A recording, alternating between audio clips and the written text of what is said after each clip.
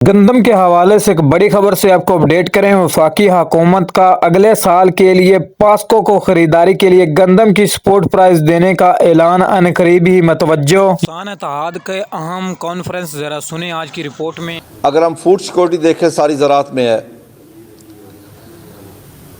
हमारे बुजुर्ग कहते थे कि जिदे घर दाने उदे कमले भी सियाने। पाकिस्तान के पास ना वो आईटी में है ना वो इंडस्ट्री में है, सिवाय ज़राअत के अलावा ये एक ज़राई मुल्क है। लेकिन इस वक्त बदकिस्मती से पाकिस्तान में ज़राअत ज़बूहाली का शिकार है। और उस ज़बूहाली की मेन वजह क्या है? मेन वजह ना किसान है ना साइंसदान है। वो वजह हुकूमत पाकिस्तान और हुकूमत सूबाई हुकूमतें हैं जिनकी तरजीहात में ज़राअत नहीं है। अगर मैं ये कह सकता हूँ कि अगर उनकी तरजीहात में ज़राअत नहीं है तो फिर उनकी तरजीहात में पाकिस्तान नहीं है। और आज मैं ये भी बरबला कह सकता हूँ कि ये कोई इंटरनेशनल एजेंडा है कि पाकिस्तान से ज़राअत को ख़त्म किया जाए। मैं एक मिसाल देना चाहता हूँ। यूरोपियन कुछ ममालिक में जिस्म फरोशी को जायज़ करार दिया गया क्योंकि उनके पास खाने के लिए कुछ नहीं था। उन ममालिक में जिस्म फरोशी शुरू हो गई। लेकिन हमारे ममालिक जो पाक हिंद थे, पाकिस्तान था, इन ममालिक में जब ज़राअत थी तो अल्हम्दुलिल्लाह रोज़ रात को खाना खा के सोते हैं। लेकिन अब दिन ब दिन जो मुझे लग रहा है कि हम फाका कशी की तरफ ना चले जाए। फूड सिक्योरिटी हमारा सबसे बड़ा मसला है। सिर्फ हमारा नहीं, पूरी दुनिया का नंबर 1 पे फूड सिक्योरिटी है, बॉर्डर सिक्योरिटी नंबर 2 पे है। हुकूमत हर लम्हे कोई ना कोई जुल्म ढा रही है ज़राअत के ऊपर। मैं थोड़ा सा पीछे जाऊंगा, 6 माह पीछे, कि बाहर से गंदम इंपोर्ट की गई जब अपने पास मौजूद थी सिर्फ पैसे कमाने के लिए, और चंद लोगों ने कमाए जिसमें बिजनेसमैन भी थे, ब्यूरोक्रेट भी थे, सियासतदान भी थे। और उसकी बलि कौन चढ़ा? किसान और पाकिस्तान। किसान को 750 अरब का नुकसान हुआ और पाकिस्तान का नुकसान मैं गिन ही नहीं सकता जितना पाकिस्तान की मईशत को उसकी वजह से नुकसान पहुंचा। अब जब ज़राअत बिल्कुल ज़बूहाली के शिकार, जब किसान के ना घर के हालात अच्छे, ना खेत के हालात अच्छे, ना उसकी फसलात के हालात अच्छे, ना उसकी बच्चों की तालीम के हालात अच्छे, ना बच्चों की सेहत के हालात अच्छे, उस वक्त हुकूमत क्या फैसले कर रही है? IMF के कहने पे नाम इस्तेमाल किया जाता है IMF, कि IMF ने यह कहा है। यह भी झूठ है, सरासर झूठ है। मैं चैलेंज करता हूं कि हुकूमत IMF की बातें भी नहीं मान रही। IMF ने कहा होगा कि गंदम को डीरेगुलाइज करो, मिनिमम सपोर्ट प्राइस ना दो। IMF ने यह नहीं कहा कि एक दफा डीरेगुलाइज करो और उसके बाद एक डायरेक्टर फूड उठ के नोटिफिकेशन करे, किसी जिले का 2600, किसी का 2650, किसी का 2675, और अगर कोई 2800 में बिक जाए तो काश्तकारों के ऊपर FIR दर्ज हो। इस मुल्क के मसीहा के खिलाफ FIR दर्ज हो। इस मुल्क के फूड सिक्योरिटी के जामिन के खिलाफ मैं ये कह सकता हूं कि नैब खुदा के खिलाफ, किसान नैब खुदा है, अल्लाह का दिया और रिस्क इस जमीन का सीना चीर के अल्लाह की मखलूक तक पहुंचाता है, उसके खिलाफ FIR दर्ज हो। उसके घरों में पुलिस और रेंजर जाके रेड करे, चादर चारदीवारी का तकद्दस पामाल करके गिरफ्तारियां करे, कलेक्शन काटे। काश्तकार को दिया ही क्या है आपने? इस साल काश्तकार के साथ सलूक क्या हुआ है कि गंदम में 750 अरब गया। पिछले साल हमें कॉटन में रेट ना मिला, नुकसान हुआ। हमें पिछले साल मक्की में रेट ना मिला, काश्तकार को बहुत बड़ा लॉस हुआ। और इस साल क्या हुआ? उसका रिजल्ट क्या मिला? गंदम आपकी तमाम फसलों का इंजन है। गंदम होगी, गंदम का रेट होगा, बाकी आपकी सारी फसलात होंगी। उसका मैं सबूत दे सकता हूं कि अगर इससे पिछले साल हमें गंदम का रेट मिला 3900 रुपया, तो उसका रिजल्ट क्या निकला? इस मुल्क की मईशत मजबूत हुई कि अगले साल 6.5 ग्रोथ थी। यह एक रिकॉर्ड है। जब से पाकिस्तान बना है इतनी एग्रीकल्चर में ग्रोथ नहीं आई। और इस साल अगर गंदम का रेट काश्तकार को नहीं मिला तो वो ग्रोथ 6.5 की बजाय हम माइनस में जा रहे हैं। कि हमारी कपास की पैदावार पिछले साल से आधी हो गई है, हमारी तिल की पैदावार 70% कम हो गई है, हमारी मक्की की पैदावार तकरीबन 30% कम हुई है, हमारी चावल की पैदावार 30% कम हो गई है, हमारी आम की फसल 60% कम हुई है, हमारे आने वाली किन्नू की फसल भी तबाह बर्बाद हो रही है।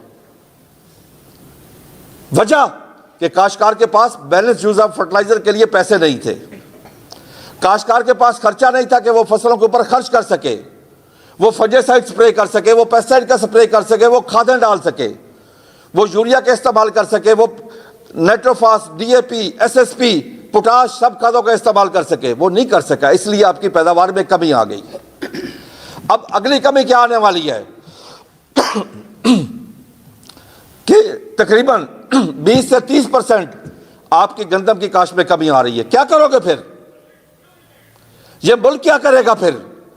क्या हमने सबक नहीं सीखा कि आज से 1.5 साल पहले हमने आटे की लाइनों में 24 खवातीन को शहीद करवाया?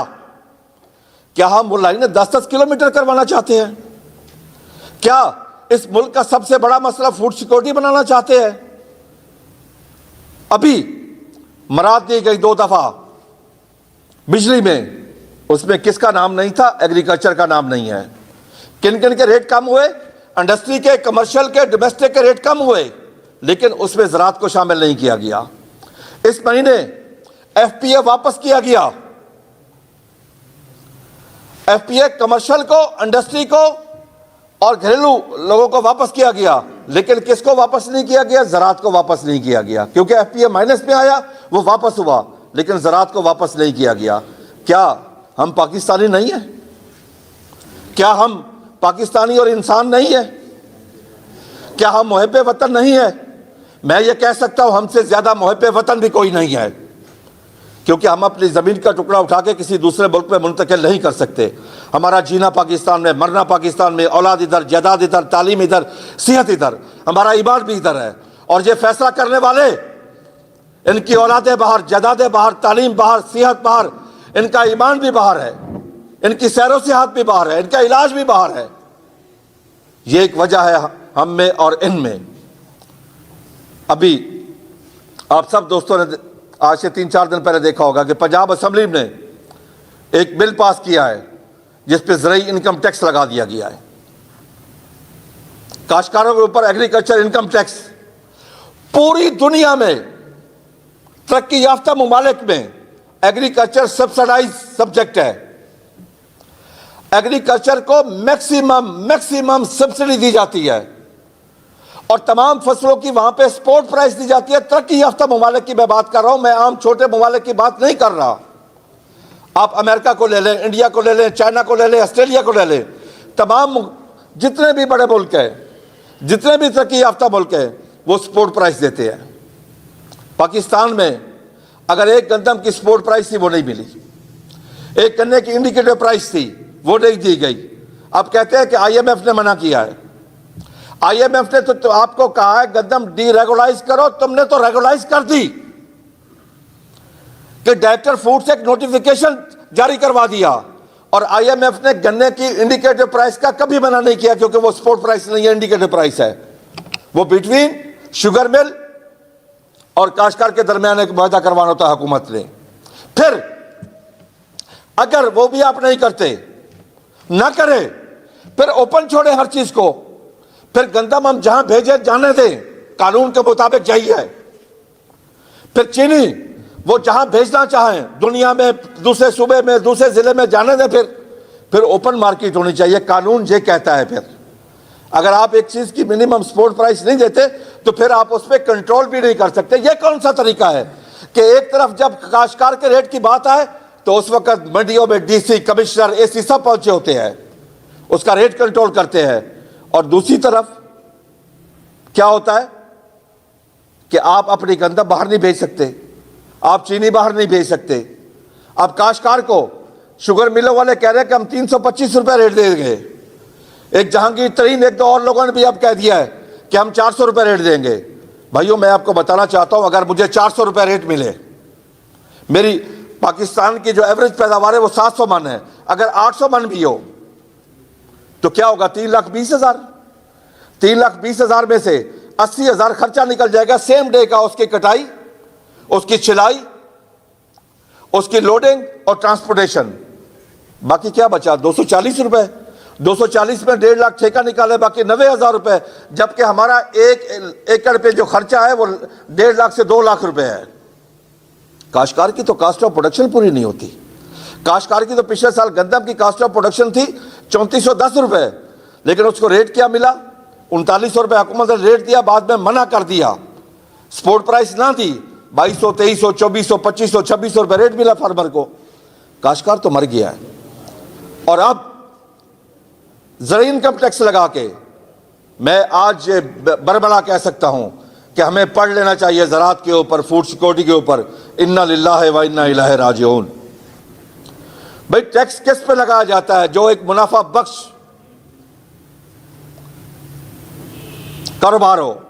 ज़राअत तो इस वक्त ना बाइज्जत है ना मुनाफा बख्श कारोबार है। इस हुक्मरानों की वजह से, हुकूमतों की वजह से, उनकी पॉलिसियों की वजह से आज यकीन कर ले, आज काश्तकार बहुत परेशान है। आज काश्तकार इतना परेशान है, मैं उसके जज्बात का लफ्ज़ों में आपको इहाता करके नहीं बता सकता। आप यकीन कर ले कि जिन काश्तकारों के हजारों कनेक्शन कट गए हैं, क्यों कटे हैं? क्या उसमें आपने सक्कत छोड़ी है कि वो बिल अदा कर सके?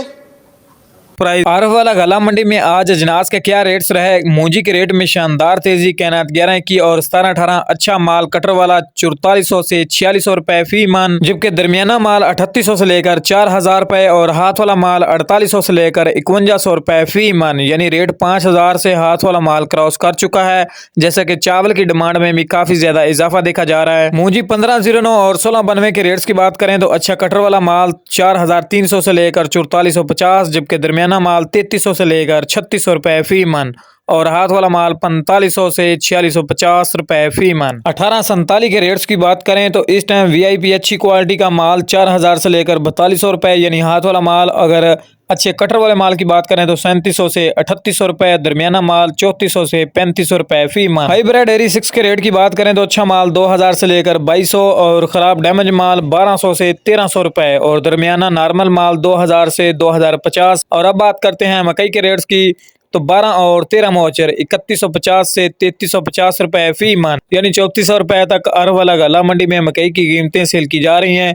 जबकि सबसे ज्यादा उकाड़ा गला मंडी के रेट्स होते हैं, यानी 16 मोचर माल के भी 2800 से 3000 रुपए फी मन और इसी तरह बहारिया मकई 3200 से 3400 रुपए फी मन। और गंदम के रेट्स की बात करें तो गंदम मंडियों में ना होने के बराबर है, लेकिन हुकूमत के जारी करदा रेट पर ही फरोख्त की जा रही है 2800 से 2950, जबकि सरसों की मार्केट 6600 से 7800 रुपए।